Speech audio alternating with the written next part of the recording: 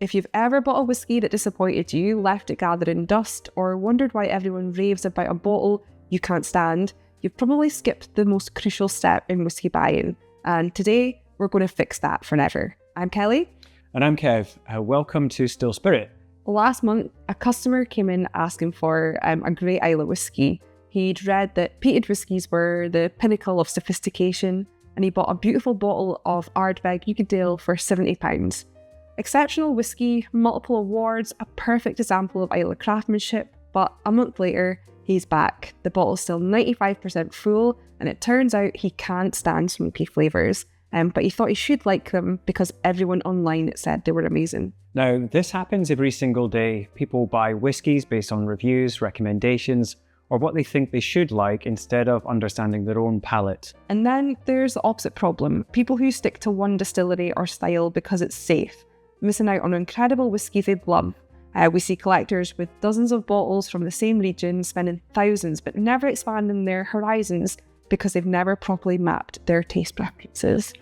Now, the result, cabinets full of expensive regret, missed opportunities, and confusion about what actually makes a whiskey worth buying. So what's this crucial step that prevents all of this? You need to understand your personal flavour profile before you spend serious money on whiskey. Not what critics say is good, not what's trending, not what's expensive, what your palate actually enjoys.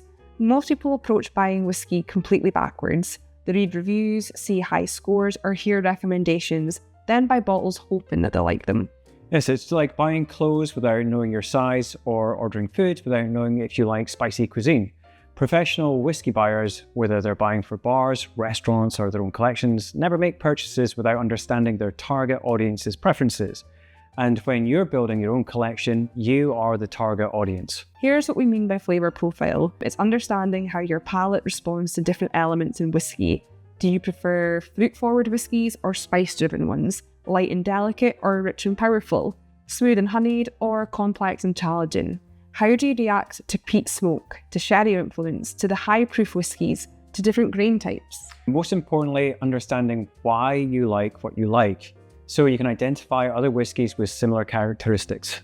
Once you understand your flavour profile, everything changes. Instead of gambling on expensive bottles, you're making informed decisions based on actual knowledge of your preferences. Instead of being swayed by marketing or peer pressure, you can confidently choose whiskies you know you're going to enjoy. And here's the best part. You'll start discovering amazing whiskies you would never have considered before. Let me give you a real example. For one of our regular customers, thought she only liked Speyside whiskies. You know, they're light, they're fruity, they're elegant. That was her thing. But when we helped her map her flavour profile, we actually discovered she actually loves honey notes regardless of region. This opened up Highland whiskies, certain lowland expressions, and even some Irish whiskies she'd never considered. Her collection went from 5 similar Speyside bottles to a diverse range spanning multiple countries, all unified by the flavour she actually enjoys. And every single bottle gets finished because they're all based on our own preferences. So how do you build your personal flavour profile? We've developed a simple 30-day method that works for any budget. Just a quick one. If you're enjoying learning about whiskey without the gatekeeping, we've started a Patreon where you can get early access to videos like this and behind-the-scenes content. For the price of a dram a month, you can be part of the Still Spirit community and help us create videos like this. If that sounds good to you, check the link below. Since it's a nice day here in the northeast of Scotland, we've decided to take this outside. So let's now get into our personal flavour profile journey. We've developed a simple 30-day method that works for any budget. Week 1, taste across regions. Try 1 whiskey each from Speyside, Highland, Islay and either Lowland or Campbellton. Don't worry about expensive bottles for this. A good £30 to £40 expression from each region will teach you everything you need to know. And you're best to just go to a dram bar and try them out before you spend money on a full bottle. Now for Speyside, try something like the Glenfiddich 12. With a Highland, go with something like Glenmorangie 10-year-old. Islay, you could try the Ardbeg 10 or Kalila 12-year-old. For the Lowland, try something like Glenkinchie 12-year-old. Just taste them properly, give each one your full attention. Use our tasting techniques from our previous videos. Now week 2, you can explore cask influence. Try the same distillery in different cask types. You've got bourbon barrel versus sherry cask, Glenfarclas 12 versus Glenfarclas 105 cask strength, or Balvenie Doublewood versus Balvenie Caribbean cask. This teaches you how different woods and previous contents affect the flavours. Into week 3, test your peat tolerance. Start with lightly peated whiskies like Highland Park 12-year-old, and then move on to some more intense examples. Week 4, experiment with proof levels and age statements. Try the same whisky at different ages or compare cask strength versus standard bottlings. Throughout all of this, keep notes. Not fancy tasting notes, just simple observations.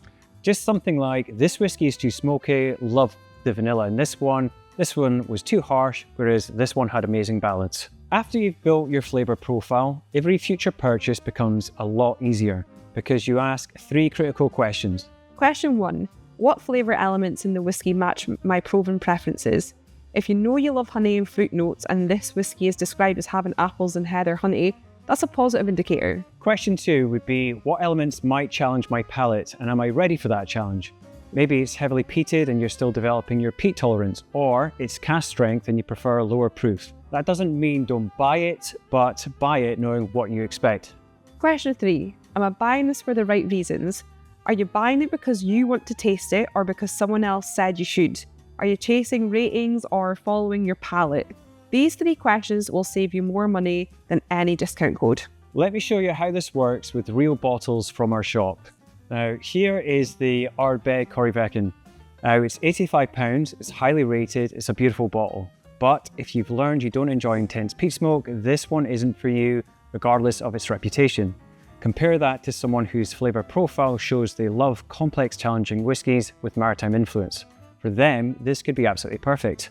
Here's the Macallan 18-year-old, and it's £350. It's a prestigious name, sherry maturation, but if your palate prefers bourbon barrel maturation and you don't enjoy rich, dark fruit flavours, you're going to be disappointed and you will have spent a lot of money to feel that way, versus someone who's learned they adore sherry whiskies and can appreciate the complexity that 18 years brings that might be worth every penny for them. And of course, here is the Redbreast 12-year-old cask strength.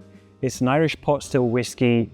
It's very different from Scottish single malts, and if your flavour profile shows you enjoy spicy, creamy textures and fruit notes, this could be an amazing discovery. But if you've never tried Irish whiskey and you don't know how your palate responds to pot still character, maybe start with a standard Redbreast 12-year-old first. Once you've mastered the basics, you can get more sophisticated with your flavour mapping. Start paying attention to specific production methods. Do you prefer whiskies from tall stills or short stills? Long fermentation or short? These affect flavour in predictable ways. Now, track how your palate evolves. What you loved as a beginner might be too simple for your developed palate, and that's perfectly natural. Just build flavour bridges. If you love Glenlivet 18-year-old, trying to think about what other whiskies share similar characteristics. This helps you discover new favourites. Here's something we see with customers who've built their flavour profiles. They buy with complete confidence. They're not second guessing themselves, not worried about whether they've made the right choice. They can walk into any whiskey shop anywhere in the world and can navigate the shelves intelligently. They can have meaningful conversations with other whiskey lovers because they understand their own preferences, and most importantly, they enjoy every bottle they buy because it's chosen deliberately and not randomly. While you're building your flavour profile, avoid these common traps. Don't rush the process. Your palate needs time to develop and recognise patterns. Don't let others pressure you into liking what they like. Your palate is unique. Don't assume that expensive means better for your taste. Some of your favourite flavour profiles might be best expressed in affordable bottles. And don't stop exploring once you've found your preferences. Your palate will evolve and new flavour territories will become appealing. Think about this from a pure financial perspective. If you spend £500 a year on whiskey and half of those purchases disappoint you, you're wasting £250 annually. Over 10 years, that's £2,500 in regret purchases.